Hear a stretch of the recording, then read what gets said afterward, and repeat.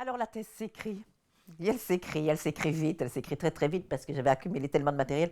Et une fois que le fil est trouvé, une fois que la prise est trouvée, j'ai écrit extrêmement vite. Je ne sais pas, je ne dirais pas en combien de mois parce que je crois que c'est presque du scandale ce que j'ai fait.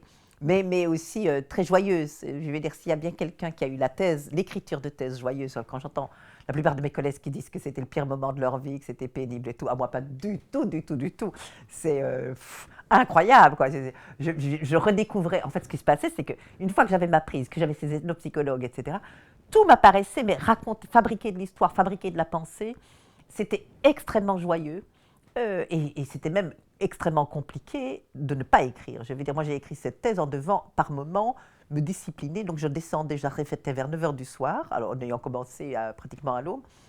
Je descendais me faire un misérable petit dîner, parce que je n'avais pas évidemment le temps de m'occuper de toutes ces choses qui sont de nourrir un corps qui a besoin d'écrire. Et donc, je me préparais un misérable petit dîner, je le mettais cuire, puis je me disais, ah non, non, mais attends, là, attends, il y avait cette phrase-là, ça ne va pas du tout. J'éteignais le gaz, et comme mon bureau se trouve au 3e étage, je regrimpais en courant, vite, vite, vite, avant d'oublier la phrase, vite, avant d'oublier la phrase.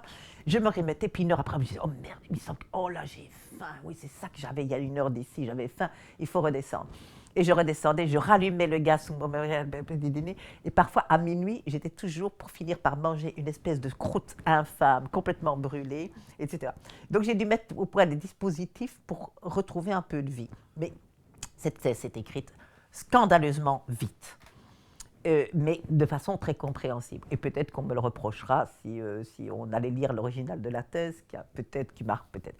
Il y avait aussi quelqu'un d'important derrière moi, c'est que Isabelle avait accepté de relire certains passages où je sentais que c'était difficile. Et donc j'ai été vraiment bien accompagnée. Et puis, cette ouverture de l'ethnopsychologie donc à la pensée politique m'a permis de faire plusieurs ouvertures dans cette thèse. Donc, bien sûr, parler de l'ethnopsychologie, raconter comment tous ces chercheurs, quels sont les terrains qu'ils ont fait, comment est-ce qu'ils ont ouvert la question des émotions à la question politique, parce que c'est majoritairement ce qu'ils ont tous fait. Et puis, m'a permis d'analyser tous les dispositifs en laboratoire de la psychologie contemporaine. Donc, je peux faire tout un panorama, et particulièrement des années 60, qui a été particulièrement féconde du point de vue des expérimentations, et pour une raison historique particulière, c'est que dans les années 60, statistiquement, les cours, il suffit de regarder la statistique, les cours dévolus aux émotions comme sujet aux États-Unis étaient majoritairement donnés par des biologistes et des médecins, jusqu'au début des années 60. Et début des années 60, les psychologues vont commencer à revendiquer la question des émotions comme étant une question qui correspondait à leur champ de recherche. Ça avait déjà été le cas, mais là, il y a une vraie revendication. Et vous allez avoir des psychologues sociaux et des psychologues cognitivistes. Et d'ailleurs, les théories des émotions vont beaucoup changer à ce moment-là parce qu'ils vont apporter une ouverture à cette théorie des émotions qui va même avoir des effets sur le bien-être animal. Parce que la théorie qui va prévaloir et qui va vraiment s'imposer, c'est que les émotions sont des jugements sur des situations.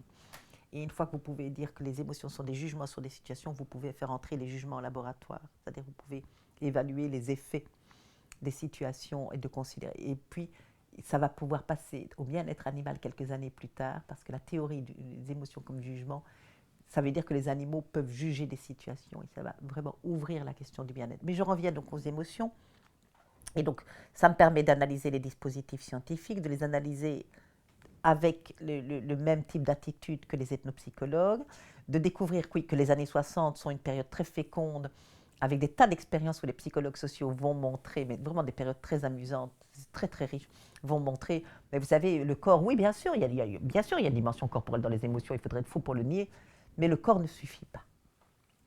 Et le corps ne suffit pas, et on peut le démontrer. Et ils vont démontrer. Et donc c'est vraiment ça, ils sont en train de dire, rendez-nous notre objet, vous les biologistes et les médecins, vous ne pouvez pas tout dire des émotions, le corps ne suffit pas, d'accord, il est très fiable, hein, d'ailleurs la confiance qu'on a dans les détecteurs de mensonges montrent à quel point nous pensons que le corps est un problème, rend tellement évident que les émotions sont authentiques, que vous ne pouvez pas tricher avec. Allez dire ça aux Chinois. Allez dire ça aux Chinois. À mon avis, ils ont une autre position sur cette question. Et par exemple, on va avoir des expériences très jolies, comme celle de Schachter et Singer. Alors, Schachter et Singer, je vais raconter l'expérience parce qu'elle est vraiment très drôle. Je vais raconter une toute petite partie parce que l'expérience est très longue. On est début des années 60. Et ils vont imaginer, ce sont donc deux psychologues sociaux qui veulent démontrer que les émotions ne peuvent pas avoir une dimension que corporelle. Et ils vont reprendre des expériences qui avaient été faites au début du XXe siècle, mais ils vont les affiner, et ils vont les rejouer, parce que visiblement les premières n'avaient pas totalement convaincu. Et ils vont faire une expérience et ils vont appeler des sujets. Ils vont appeler des sujets, je suis en train de garder le micro, c'est pas bien. Donc ils vont faire, Schachter et Singer vont faire une expérience, ils vont appeler des sujets. Et ils vont leur faire avaler une histoire bobard absolument invraisemblable, mais que les sujets avalent ou pas, je n'en sais rien, mais enfin, ils jouent le jeu. Parce que ça, c'est aussi une dimension des expériences en psychologie, c'est on croit que les sujets vous croient, mais méfiez-vous, ils se méfient bien plus que ça de vous. Et donc, ils vont dire au sujet, voilà, on est en train de tester une nouvelle vitamine absolument miraculeuse, une vitamine qui favorise la vision, une sorte de vitamine A, mais suproxine. Et on a constaté que quand on injectait de la suproxine aux gens, eh bien, il y avait vraiment une amélioration des possibilités de lecture, des petits caractères, etc. Et donc, on vous demande de venir tester cette vitamine. Et donc, les gens sont des volontaires. Et on va les piquer avec de la suproxine. Alors, je prends un des groupes. Il y a un groupe contrôle. Il y a 3 groupes. Je vais faire la version joie. Non, la version colère. La version joie est moins amusante, étonnamment. Le premier groupe, on le pique avec de la suproxine. Ça, c'est le groupe expérimental. C'est séparé en 3 groupes. Il y a un groupe contrôle. Et le groupe contrôle, on le pique avec une substance et on les met dans les mêmes conditions que le groupe expérimental. Premier groupe, on le pique avec de la suproxine et on lui dit, voilà, écoutez, il y a des effets secondaires qui sont le fait que vous allez ressentir un peu énervé, enfin bref, fébrile, etc. Et en fait, ce qu'on leur donne, c'est de l'épinéphrine, c'est-à-dire un activateur du système nerveux parasympathique.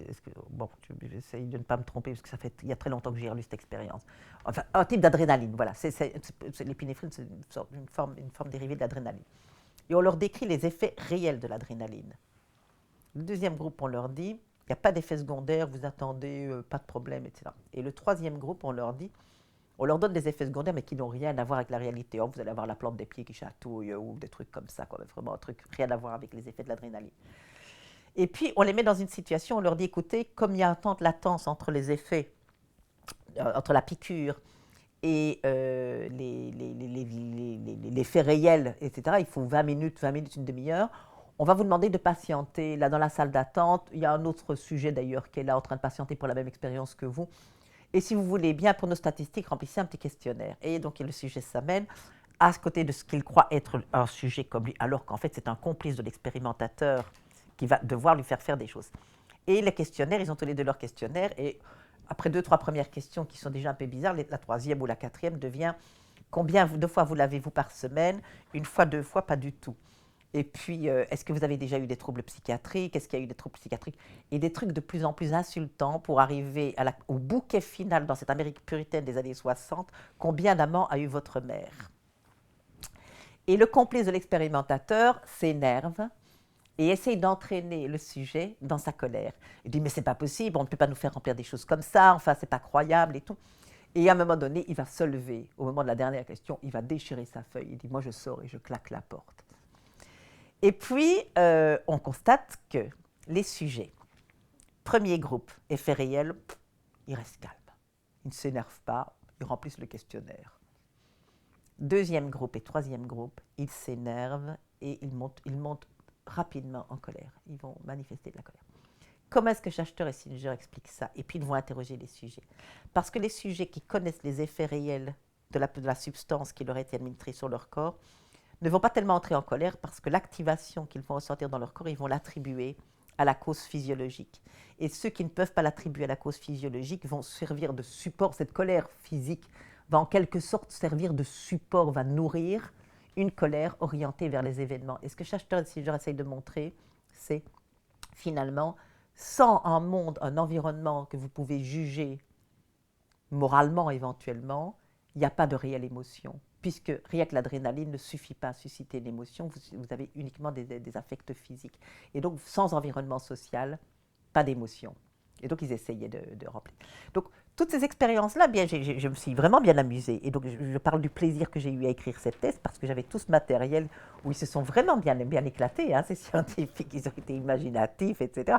On peut ne pas être d'accord avec la validité écologique, mais les expériences sont assez drôles. Puis, quand on voit la différence d'époque, quoi, à l'époque, les psychologues pouvaient mettre un tablier blanc et piquer tranquillement les gens, essayer un peu de faire ça aujourd'hui, vous verrez le comité d'éthique, quoi. Bon, ça n'irait pas. Et puis je me suis rendu compte d'une chose dans tout le matériel que j'avais accumulé, comme j'avais quand même fait un peu beaucoup d'éthologie, je me disais je ne vais pas laisser tomber ça. Je me suis rendu compte qu'il y avait quelque chose qui se disait toujours, qui se disait les émotions, c'est la part bestiale de l'humain, c'est la part animale de l'humain. Et quand j'allais voir du côté des éthologistes, les animaux avaient très peu d'émotions. En fait, l'émotion, ce n'était pas facilement. Je parle toujours dans les années 80, on ne leur reconnaissait pas de réelles émotions. On leur reconnaissait des proto-émotions ou bien quelques émotions très grossières. Mais les animaux n'étaient pas des êtres émotifs, on va dire ça comme ça.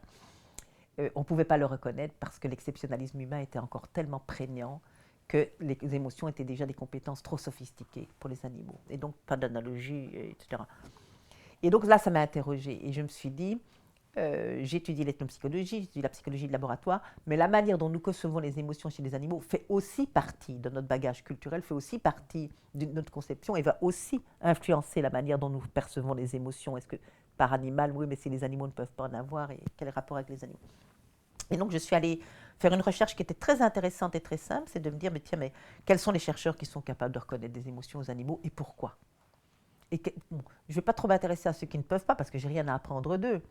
Par contre, ceux qui le font, qui font exception en quelque sorte à cette espèce de règle d'ascétisme en matière d'attribution des émotions, et je me suis dit, tiens, mais quelles sont les conditions? Et là, je continuais ma marche, la même recherche que ce que j'avais fait avec les animaux, c'est qu'est-ce qu'on sait et comment on le sait, et pourquoi on le sait, comment on a pu le savoir, et quel est le dispositif, et avec quoi il a fallu rompre, et avec quoi il a fallu faire alliance pour pouvoir le savoir. Et donc, j'ai pu étudier Konrad Lorenz, et donc je me suis très fort intéressée par la littérature, même cette fois-ci par le biais de la littérature, je n'ai pas fait de terrain, à qui attribue des émotions à qui et comment est-ce que finalement, et je suis aboutie à la question plus générale, c'est comment est-ce qu'on rend les animaux intéressants, comment est-ce qu'on leur attribue des compétences, comment est-ce qu'on est capable de rompre avec cette espèce d'ascétisme ou d'avarice en termes de compétences que manifestent certains chercheurs et que manifeste la voie mainstream de l'éthologie. Et donc voilà, ça a fabriqué une thèse qui a été défendue. Je ne sais même plus, je crois que c'est en 97 que j'ai dû la défendre. Elle était écrite tellement vite que bon, ça a dû prendre quelques mois entre Bruno Latour me disant mais dis donc, mais qu'est-ce que tu fabriques là, c'est pas possible, il faut faire une thèse. Mais toi, mets ça derrière toi. Isabelle me disant la même chose en disant Vinciane, tu verras, il y aura un basculement, tu seras 1 heure avant ta thèse, tu seras encore une étudiante devant subir éventuellement la violence de ceux qui sont plus âgés que toi, et 1 heure après, ils seront obligés de t'appeler cher collègue, ne rate pas ça. C'était très joli. Et elle me disait, parce qu'elle m'a dit aussi que j'étais très jolie, et c'est très important, il faut apprendre à dire. Elle m'a dit, ne fais pas de ta thèse l'œuvre de ta vie, c'est un papier. Ça, il ne faut pas non plus que ce soit déshonorant, mais et elle m'explique, c'est le cap où après, 1 heure après ta thèse, on te dira cher collègue. Et c'est important parce que tu auras au moins, ce sera derrière toi. Et donc j'ai pu faire cette thèse dans la joie, non pas en pensant que c'est l'œuvre de ma vie, mais en pensant, bon, ben, si c'est pas très bon, on fera mieux après, quoi. Tant pis, mais fais-le, quoi, tu dois le faire. Et puis, je l'ai défendu âprement, parce qu'il y avait des membres dans mon jury qui n'étaient pas tout à fait d'accord avec ma manière de faire et avec les influences absolument néfastes de Bruno Latour et d'Isabelle Stengers, texto. Et puis après, j'ai eu de la chance, c'est que, point de vue professionnel, j'étais, contrairement à tout ce qu'on m'avait annoncé, tu n'as aucune chance chez nous, tu ne seras pas engagé, tu ne pourras pas rester, fais ta thèse, parce que ça c'est obligatoire, tu as une obligation de faire une thèse, mais après, tu chercheras ailleurs. Eh bien, j'ai pas dû chercher ailleurs, ils m'ont engagé. Et donc, ça, c'était formidable. Formidable aussi, c'est que j'ai pu publier ma thèse sous forme de 2 recueils, que j'ai quand même réaménagé, corrigé, rendu plus accessible. Enfin, plus accessible, je ne suis pas sûre, parce que ces émotions qui nous fabriquent, c'est peut-être pas vraiment le livre le plus accessible que j'ai écrit. Mais ça a donné donc 2 livres différents, où je rompais le lien qui les unissait, qui était quand même assez ténu. Un livre qui était donc Ces émotions qui nous fabriquent, ethnopsychologie de l'authenticité, et un autre qui s'appelle Quand le loup habitera avec l'agneau, et où je reprenais une bonne partie, mais pas tout, et où j'ai retravaillé un peu la question de qu'est-ce que ça veut dire donner des compétences aux animaux, comment est-ce qu'on les rend intéressants. Et puis voilà, donc après la thèse, eh bien, les deux publications, qu'est-ce que j'ai fait après? On est donc avec Quand le loup habitera avec l'agneau, je pense qu'on est en 2002, ces émotions qui nous fabriquent. C'est 1999, et puis on est en 2002 avec Quand le loup habitera avec l'agneau. Et puis, il se passe quelque chose, c'est que je sors de ces deux écritures, quand même, c'est coup sur coup. Ouais, quand même, je me dis, je vais faire un petit. J'ai fait ça plusieurs fois, enfin 2, 3 fois dans ma carrière professionnelle, c'est de faire un petit projet. Me dire, quand même, c'est des gros projets. Quand je vous raconte que moi, je remonte à 9h du soir, que je mange de, des dîners brûlés parce qu'ils ont recuit 4 fois ou 5 fois, selon qu'il me restait encore une phrase qui allait changer le sort de l'humanité, qui devait être écrite, faute de quoi c'est la terre qui s'effondre. Et j'aime encore bien quand je termine des trucs qui me mobilisent sur ce point-là, où mes amis, heureusement, sont des gens extrêmement compréhensifs et ne m'en veulent pas de mes défections permanentes. Non, je ne peux vraiment pas venir t'aider, excuse-moi, mais il fallait que je finisse ce chapitre-là, où mon corps ne sait plus s'il existe une autre position que celle d'être assise. Bref, bref, on va pas épiloguer sur ça. C'est pas du tout victime de la science, c'est victime consentante et mobilisée et passionnée. Et en général, ce que je fais quand j'ai des gros trucs comme ça, j'ai fait ça une fois ou deux, ou même 2 ou 3 fois, c'est me dire si je prenais un petit sujet qui m'amuse bien, où j'ai envie d'élucider une question, mais pas de faire tout un territoire, pas de peupler un monde, et qui me permettent de travailler pendant 1 an ou 2, mais sur un mode un peu plus socialement compatible avec le fait d'avoir des amis, de manger normalement et d'aller marcher dans les bois. Et là, j'ai eu une idée, c'est que quand j'avais étudié la psychologie, on nous parlait tout le temps de Hans Clever Hans. Et c'était la hantise des psychologues, Clever Hans. Pourquoi? Parce que c'était un cheval qui a vécu à Berlin en 1904 et qui a fait croire à plein de gens, dont des scientifiques, mais qui ne se sont pas laissés faire longtemps, ne vous inquiétez pas, qu'il pouvait compter. Et donc on lui proposait des additions, des trucs compliqués quand même. Moi je me demande, comme ça du premier coup, vous allez voir à quel point, quand je vous disais que mes humanités n'ont pas été brillantes, c'est parfois racine de 16 et 4 Hans. Bon, ben, ici, ça, je l'ai déjà fait quelques fois, je peux vous dire que c'est 8. Et Hans donnait 8 coups de sabot sur le sol. Et puis des trucs bien plus compliqués. Quelle date serons-nous vendredi prochain, Hans? Et allons-y avec X coups de sabot. Il pouvait reconnaître les couleurs, etc. Et pour les psychologues, c'est quelque chose qui, je dis, Hans hante encore les laboratoires, parce que les psychologues sont dans un état de crainte immense d'être dupés par leur sujet.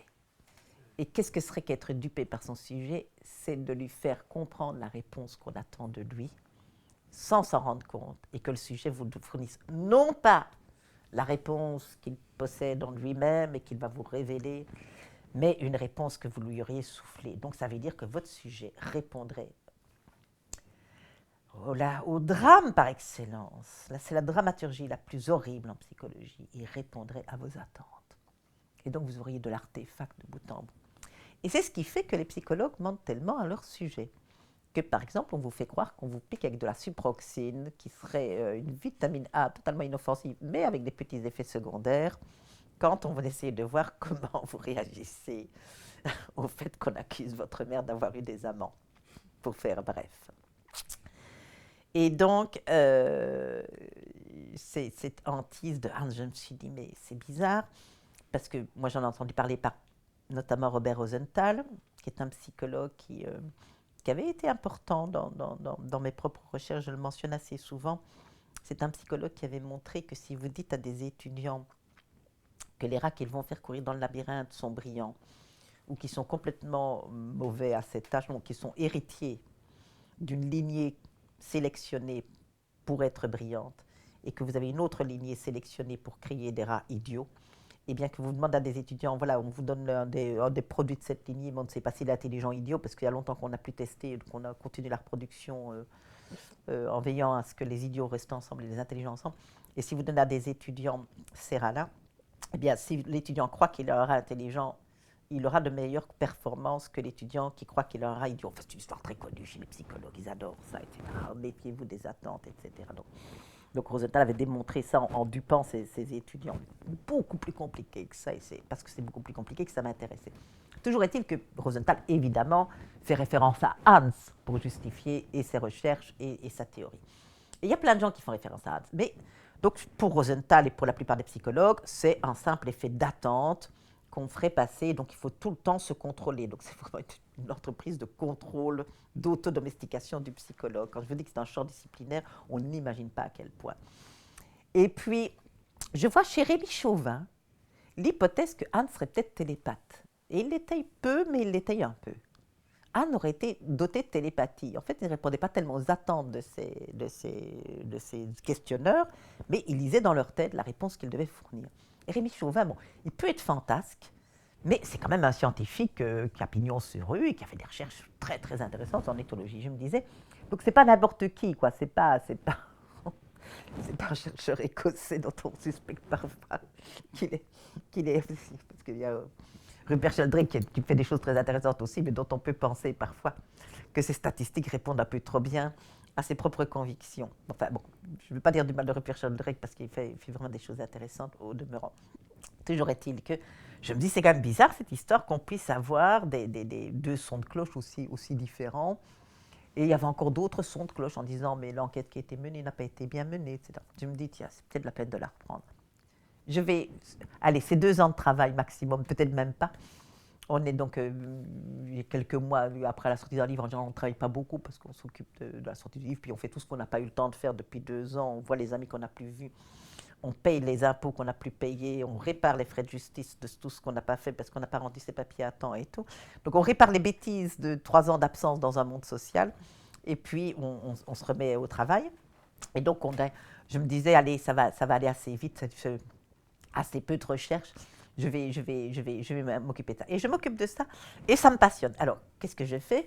Je constate que quelqu'un a écrit, plusieurs personnes ont écrit sur cette enquête, dont un certain Oscar Pfungst, qui relate l'enquête que lui-même a menée avec ce cheval. Alors, pourquoi est-ce qu'on a mené une enquête? Évidemment parce qu'il y a eu une controverse à propos de ce cheval. Et cette controverse, c'est que des personnes, même voilà, des personnes qui venaient assister à sa démonstration, parce qu'il démontrait dans une petite cour de Berlin, et les gens venaient voir, et plein de curieux, puis un article de journal, et de plus en plus de curieux, etc. Et son propriétaire, qui était un ancien professeur du gymnase de Berlin, un professeur de mathématiques, donc il disait, c'est mes compétences en mathématiques qui permettent à mon cheval de compter, enfin mes compétences pas en mathématiques, en pédagogie mathématique. Et puis, il y avait eu des bruits, des rumeurs qui couraient, qui disaient ce bonhomme, c'est un tricheur. Ça va pas, c'est du n'importe quoi. Les chevaux ne savent pas compter, mais si, les chevaux peuvent compter, c'est l'exceptionnalisme. Enfin, on ne parlait pas d'exceptionnalisme humain, mais c'est les préjugés. Mais Darwin a bien montré, donc on est début du XXe, Darwin a bien montré la continuité entre les règnes, Romanes a bien montré la continuité des intelligences, donc c'est tout à fait possible qu'un cheval compte. Mais non, enfin, c'est vraiment des dupes que d'imaginer un truc pareil, vous faites tout savoir, etc. Et ce monsieur von Ostein, qui était donc le propriétaire du cheval Hans, qui lui avait donc appris les mathématiques élémentaires, avait décidé d'en appeler au bureau de l'éducation de Berlin parce que son honneur était en jeu. On a ici affaire à un aristocrate. Et donc l'honneur, on ne plaisante pas avec ça.